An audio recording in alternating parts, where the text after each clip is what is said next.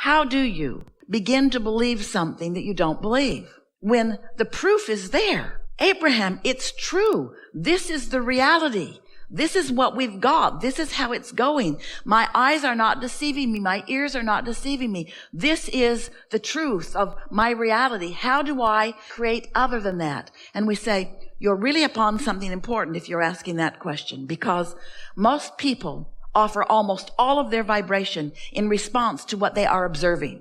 Esther would say to us in the beginning, but Abraham, it's true. It's true. Shouldn't I give my attention to what's true? Isn't that what I've been taught all of my life? And we say, we understand what you're going for here, Esther, but here's the thing. A thing is only true because someone is focused upon it until it became a reality. We would use a different criteria, not is it true, but does it feel good to me when I think about it? Is it something that I desire? And if it is something that you desire, then give it more and more and more of your attention. But if it is not something that you desire, giving it more attention only makes it more solid in your experience. You see how it works? How do thoughts turn to things anyway? Have you ever wondered about that? Do you see any pipelines trucking in new fuel from other planets? New mines are being dropped from the sky? How is it? How is it that thoughts are turning to things? Thoughts are turning to things through focus and reception and response to that reception. That's how thoughts turn to things. That's how your economy evolves. That's how everything evolves. That's how the cells of your body evolve. Every part of evolution, which is what your eternalness is all about, is about thoughts turning to things. And so that's what we want to talk to you about. We want you to begin addressing yourself more vibrationally rather than physically.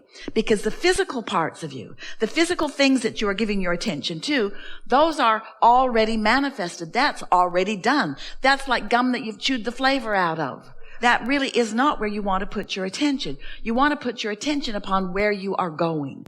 So when life shows you that you want something, you want to be more forward looking toward the evolving and the unfolding of what you're asking for, rather than standing where you are, sometimes in the absence of what you want, justifying or defending why you should get more of what you want because you don't have it. Every subject is two subjects. It's like a stick that has two ends of it. And on one end is the absence of what you want, and on the other end is the presence of what you want. So the question that we're asking you is, when you ask for more money, where's your gut? Where's your emotion?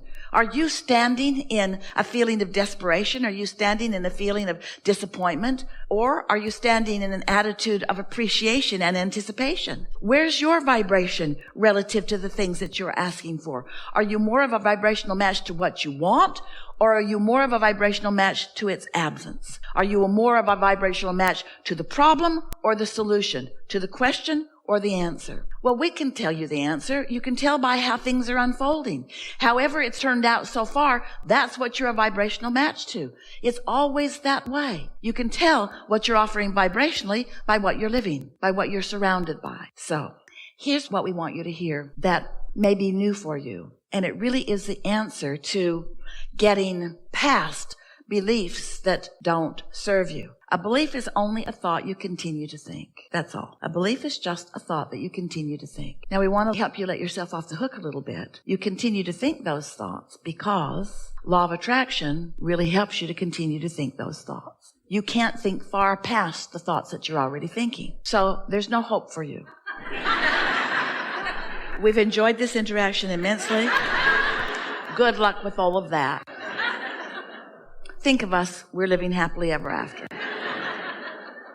But there is a way that you can not so much bridge your belief immediately. You might be able to bridge a belief if you could surround yourself with other people who believe in the advantage that you have not yet given to yourself. So you may be able to bridge your beliefs if you had someone around you who knows answers to what you're looking for, and you don't know the answer, but they do, and they talk to you every day, and you get to watch them in their life, and eventually you could come to believe because they believe it and they're living it. You could change your beliefs a little bit. That's how most humans are bridging their beliefs, or changing their beliefs. But there's a much easier way. So we have some questions for you before we give you this important thing, the answer to all your hopes and dreams. Do you accept that you are more than this physical personality that you know as you? Yes. So if this inner being exists, and we promise you your inner being does exist, and since your inner being does exist and your inner being is standing in complete knowing of what you're asking for, in other words, knowing, seeing the vibrational version of it, and knowing that this vibrational version, just like a seed in the ground, can grow to the full manifestation that you're looking at. The seed to the abundance you're looking for, the seed to the physical wellness, the seed to the relationships that you want, the seeds to all things that you have been asking for. Since your inner being is there with those seeds, do you believe that your inner being is there with the beginning of what you're asking for? And do you understand that now you've got to do something about letting this vibrational version be realized by you? Your inner being doesn't have the right or the wherewithal to assert anything into your experience. You got to sync up with it. So you have to become a believer of the vibrational reality before the vibrational reality can come into your experience. We wrote a whole book about it, a couple of books about the vortex and about how everything you want is there. And so many of you followed us to a certain point, but it became annoying to you. All right, Abraham, I get it. Everything I want's in the vortex, and you want me over there at the doorway of my vortex so that I can get what's in there. But just tell me one thing, Abraham. How do I get the money out of the vortex and into the bank? Enough of this vibrational version already. I'm sort of sick of hearing about the vibrational version. I live in the real world. I want it to come out into the real world where it can be part of my manifestation. And we say, it is already a manifestation, but feel the difference between a manifestation. A manifestation is whatever you're living and feeling in any moment, and every moment is a manifestation. But feel the difference between manifestation and your realization of it. Esther's pen was in her purse. It was there. But her realization of it wasn't. So it might as well have not been there because she didn't have hold of it. You see what we're getting at? And so much of what you want is just like that pin in Esther's purse. You're walking around with it all day, every day. It's just a reaching in and pulling out. That's all that's required. But because you believe it isn't there, you don't do that. So do you believe that there is a vibrational version of what you want that has progressed in varying degrees, some of it ripe and ready for you to experience? So if the answer to that is yes, then you really are ready for what we are encouraging in a very powerful way these days. You're ready to deliberately put yourself into the receiving mode where you can receive the impulses about it. And this is different than bridging beliefs because bridging beliefs takes time. Bridging beliefs means you have to take hold of a belief that you've got that is in defiance of something that you want and make it no longer in defiance of something that you want. Have you ever talked to anyone? You believe one thing and they believe another thing, and you're talking to each other and you both wish to convince the other. And after an hour or 2 or 3 or 4 or 5 or 6 or 10 or 20 or years of interacting with them about that, they just stand strong in what they believe and you just stand strong in what you believe, and no headway is made in convincing the other. You know about that? You've got that exact thing going on inside of you where I want this, but you've got beliefs that keep your desires from being realized by you, and it's unnecessary. So what do you do about it? Do you want to argue with yourself for hours or weeks or months or years? Or would you like a suggestion for a much simpler route? Yes. We thought you'd say that. When you quiet your mind, you stop all thought. And when you stop all thought, all beliefs, ooh, you're really going to like this. So we're going to start in a different place because we really want you to hear this. Imagine a cork floating on the water. And let's just say that this up here on this surface is alignment with your source, pure positive energy. Now you can hold that cork under the water, and let's call that negative emotion. Let's call that beliefs that don't serve you. But when you let go of it, it's going to bob right back up there to the surface. So when you meditate and you quiet your mind, you bob back up to the surface. And when you bob back up to the surface, when your vibration rises because you're not holding it down with things that your inner being knows are not true. When hatred and fear are disengaged and in their absence, you just move right back up into the natural love and pure positive energy that is you. That's what we call the receiving mode, which means now you are at the doorway of your vortex. Now, in that absence of contradictory beliefs, the beliefs of your inner being are dominant. In fact, they are only When you meditate and quiet your mind and allow your vibration to rise, now you are only the frequency of your inner being. Now think about what we've been talking about already here today. So here's your inner being and this vibration, and here's you and this vibration, and everything you feel is about the mix of that. If you are in tune with your inner being, you feel wonderful. If you're not, you feel less wonderful to varying degrees, all the way over to awful.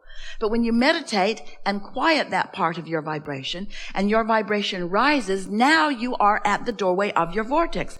Now you are in the receiving mode. Now what your inner being knows about everything, and what your inner being knows mostly about is you, now it is your knowledge too. And so now ideas begin to flow to you through your path of least resistance. So when you are in meditation and a thought comes to you, that thought is a thought worth listening to, because it's not from this receptive mode of fear. It's from this receptive mode of knowing who you are, what you want, what's in your vortex, what's already been allowed by you to play out. Your inner being knows where you stand in relationship to everything you want and knows your path of least resistance to guide you to it. Isn't that nice? So you're at the doorway of your vortex, and you might not be ready yet to translate into words like Esther is doing here, but you'll receive impulses, maybe an impulse to do something or an impulse to call someone. But then you're going to get back into your day. And as you get back into your day and you start observing what's going on in your day, you're probably going to reintroduce more resistance back into your experience. So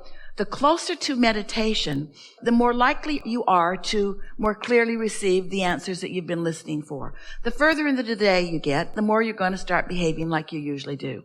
But can you feel how, after a few days of this or weeks of this or even years of this, where you quiet your mind and tune to the frequency of who you are, that you could become more guided by that broader perspective?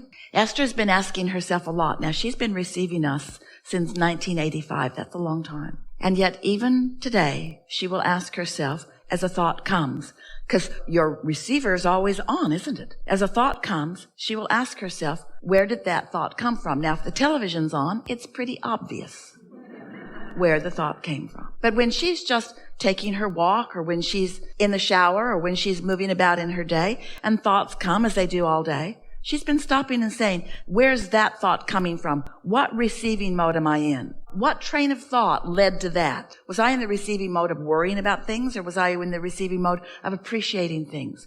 And in time, you will come to realize that you have a very broad view helping you out. Some years ago, Jerry and Esther were in San Antonio. They live outside the city limits. And they'd gone into Bernie, the little town where they pick up their mail. And they couldn't get to the post office because there was a flood. The Cibolo Creek had overrun its banks and the post office was flooded. They couldn't get in. And so they went home and they immediately called their friends who live in San Antonio, which is downstream. And they own a ranch in San Antonio, 1,000 acres, and that Cibolo Creek runs right through their ranch. And Esther called and said, the Cibolo Creek is out of its banks up here. The post office is blocked off. We couldn't even get in. And it's headed your way. And so their friends were able to get the tractors out of the pastures and move the cattle and the horses out of the pasture. And as the creek made its way there in the next half hour or so, everything went well for them. And then Pat called and said, it sure is nice to have a friend upstream. And that really is the point that we want to make with you. You have infinite intelligence adoring you and upstream and aware of you and everything that is important.